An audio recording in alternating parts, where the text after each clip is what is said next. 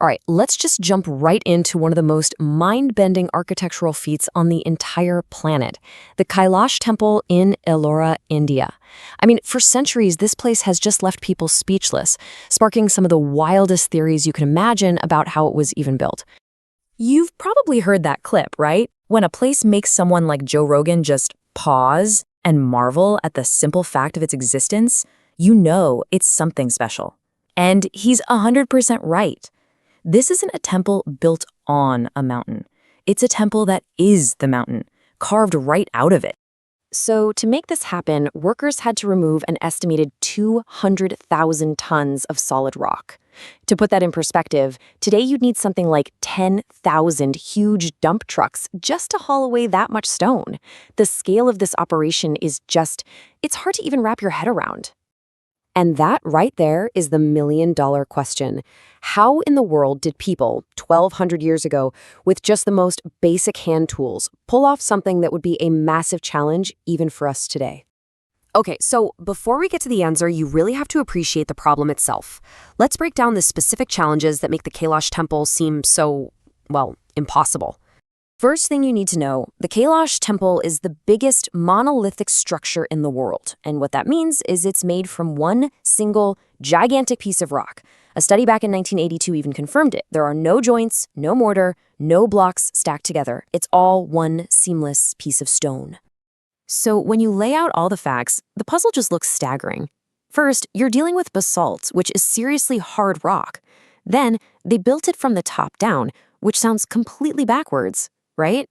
You've got all that excavated rock that just vanished, and it was all done with simple hammers and chisels. You can see why people started looking for some wild explanations. And, when a mystery is this huge, it's pretty natural for the theories to get a little creative. In the case of Kailash, some of them go way, way out there. This quote really says it all. For some people, the whole top-down construction thing just doesn't make sense for regular earthbound builders. They look at these intricate carvings of flying beings all over the temple walls, kinnars and yakshas, and they start to wonder, maybe the art was actually showing them how it was done. Now, this is where it gets really interesting. One popular theory points out that the top of the temple looks a lot like diagrams of vimanas, these supposed ancient flying machines. But here's the reality check. Back in 1974, actual aerospace engineers in India studied those old designs. Their conclusion? They were totally unaerodynamic. There's just no way those things could ever fly. And the rabbit hole goes even deeper. You have these old symbolic texts that talk about secret chambers and hidden worlds, and some modern theorists take that literally, imagining a whole network of alien tunnels underneath the temple. It's a classic case of seeing what you want to believe. But you know what? The real story is so much more incredible. All right, let's step away from the myths and get into the actual history. Because the key to this whole puzzle isn't found in some sci-fi story, but in the slow, step-by-step evolution of architecture that was happening right there in that region for centuries. See, this timeline tells the real story. The Kailash Temple didn't just pop up out of nowhere.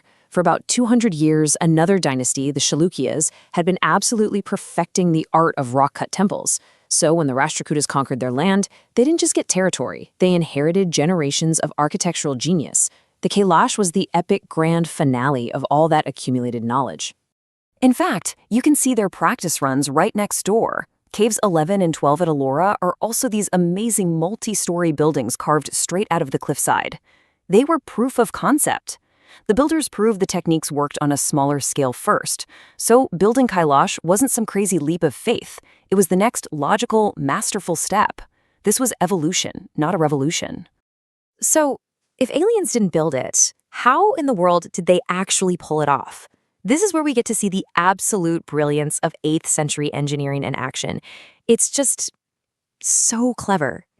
That top-down method, it wasn't weird, it was genius. First, they dug 3 giant trenches around a chunk of the mountain to isolate the main block. Then, they started carving from the top. As they worked their way down, the rock they were standing on became their platform. This brilliant move meant they didn't need to build any massive, dangerous scaffolding. It was just incredibly efficient. But what about breaking apart that super hard basalt? How'd they do that with simple tools? Well, they used physics. They'd cut deep grooves or pits into the rock, hammer in tightly packed dry wood, and then just pour water on it. The wood would swell with incredible force, creating immense pressure that would just crack the rock along the lines they wanted. So simple, so patient, and so powerful. And that last piece of the puzzle, the missing rock, the answer is just beautifully practical. That high-quality stone wasn't zapped away by aliens. It was valuable building material. Archaeologists are pretty sure it was just recycled and used to build other forts and temples nearby. Nothing went to waste. So when you put it all together, when you look past the myths and at the actual evidence, the real story is so much more profound, so much more inspiring than any tale about aliens could ever be. You know, it's easy to see why these conspiracy theories take hold. It's almost easier for our minds to imagine ancient astronauts with laser beams than it is to truly grasp the sheer scale of human effort, the generational knowledge, the patience, and the incredible skill of thousands of artisans who dedicated their lives to creating this masterpiece. And that really leaves us with a final thought. The story of the Kailash temple isn't about some unexplainable mystery. It's about what we've underestimated. It's a monument to what humans are capable of. And it really makes you wonder, if we're so quick to credit something this incredible to alien magic, what other amazing achievements from our own past have we completely failed to appreciate?